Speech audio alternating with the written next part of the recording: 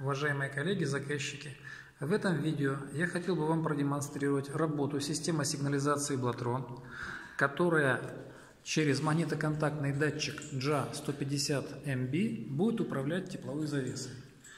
В тепловой завесе установлен релейный модуль. При открытии входной двери у нас включается тепловентилятор.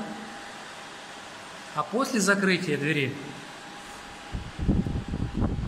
через 15 секунд происходит отключение. Этого времени заказчик посчитал достаточно для того, чтобы компенсировать теплопотери.